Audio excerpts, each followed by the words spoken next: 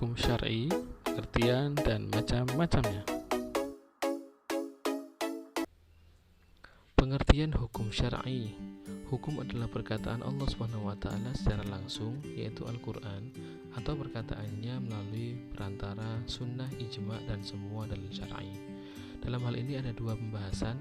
Hukum yang pertama, bahwa firman Allah adalah tidak berkaitan dengan perbuatan orang mukallaf, tidak dinamakan hukum. Yang kedua, yang dinamakan hukum menurut ulama usul atau yang disebut usuliyun adalah firman Allah itu sendiri, sedangkan menurut ulama fikih, yaitu yang dinamakan hukum adalah kandungan firman Allah. Macam-macam hukum syar'i adalah: 1. Hukum taklifi, 2. Hukum wad'i. Pengertian hukum taklifi. Taklifi adalah firman Allah yang berhubungan dengan perbuatan mukallaf yang menghendaki tuntutan untuk melakukan atau menjauhi atau untuk membuat pilihan. Dinamakan hukum taklifi karena adanya pembebanan atau tuntutan kepada manusia. Contoh firman Allah yang menuntut mukallaf untuk melakukan suatu perbuatan.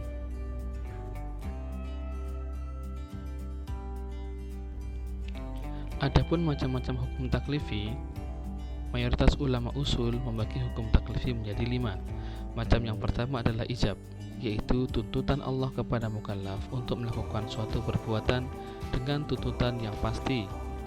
Macam yang kedua yaitu nadab, yaitu tuntutan Allah kepada mukallaf untuk melakukan suatu perbuatan dengan tuntutan yang tidak pasti atau ajaran untuk melakukannya.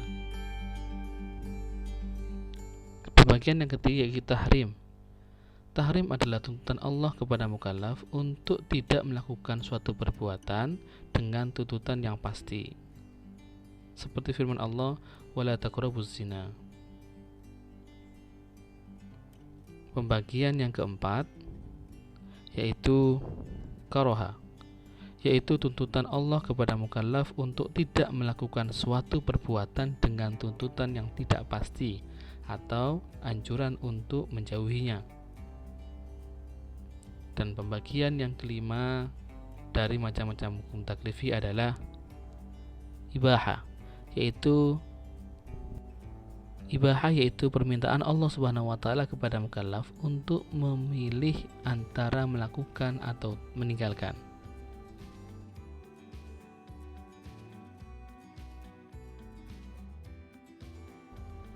Berikutnya adalah pengertian hukum wad'i.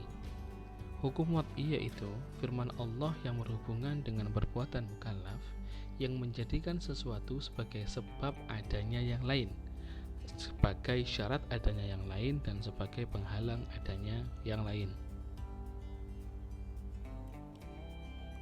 Macam-macam hukum wad'i. Yang pertama adalah sebab. Menurut bahasa, sesuatu yang dapat mengakibatkan sesuatu terjadi. Contoh, masuknya waktu sholat adalah menyebabkan adanya pelaksanaan sholat. Dengan tidak adanya masuknya waktu sholat, tidak akan ada pelaksanaan sholat. Yang kedua, syarat. Menurut bahasa, syarat artinya sesuatu yang menghendaki adanya sesuatu yang lain. Contoh, wudhu adalah syarat sahnya sholat, dalam arti adanya sholat tergantung pada adanya wudhu. Yang ketiga adalah mani atau penghalang. Menurut bahasa, mani adalah penghalang.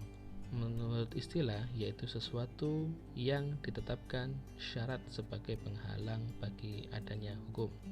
Yang keempat, sah. Sah adalah sesuatu perbuatan yang dilakukan oleh mukallaf untuk memenuhi syarat dan rukunnya.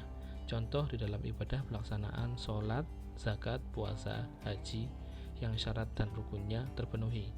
Yang kelima, batal, yaitu suatu perbuatan yang dilakukan oleh mukallaf yang syarat dan rukunnya tidak terpenuhi, seperti sholat yang syarat maupun rukunnya tidak terpenuhi. Pembagian yang keenam adalah rukhsah. Rukhsah yaitu sesuatu yang dalam kondisi tertentu disyariatkan dalam rangka memberikan keringanan terhadap mukallaf. Contoh, sholat jamak dan qashar. Yang ketujuh, azimah, yaitu hukum syarak yang pokok dan berlaku untuk seluruh mukallaf dan dalam semua keadaan dan waktu. Misalkan sholat fardu 5 waktu sehari semalam dan puasa pada bulan Ramadan. Nah, sekarang kesimpulan dari perbedaan antara hukum taklifi dengan hukum wad'i adalah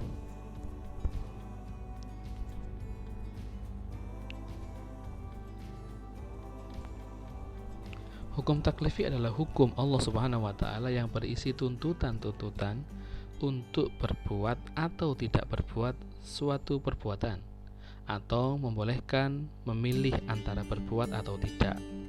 Sedangkan hukum wad'i tidak mengandung tuntutan atau memberi pilihan, hanya menerangkan sebab atau halangan suatu hukum sah dan batal.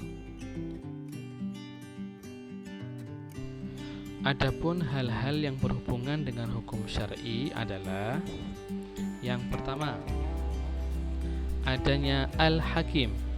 Pengertian al-hakim. Al-hakim adalah zat yang mengeluarkan hukum. Dia adalah Allah Subhanahu wa taala. Maksudnya, dialah sebagai sumber hukum. Allah adalah zat yang menyuruh, melarang, mewajibkan, mengharamkan, memberi pahala ataupun memberikan siksa. Yang kedua adalah mahkum fi. Mahkum fi adalah objek, yaitu perbuatan seorang mukallaf yang terkait dengan perintah Allah Subhanahu wa taala dan Rasul-Nya, baik yang bersifat tuntutan mengerjakan, tuntutan meninggalkan, tuntutan memilih suatu pekerjaan. Dan yang berikutnya adalah mahkum alaih. Mahkum alaih adalah seseorang yang perbuatannya dikenai hukum Allah Subhanahu wa taala atau disebut sebagai mukallaf.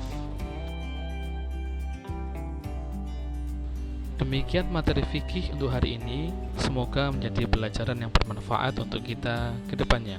Terima kasih. Assalamualaikum warahmatullahi wabarakatuh.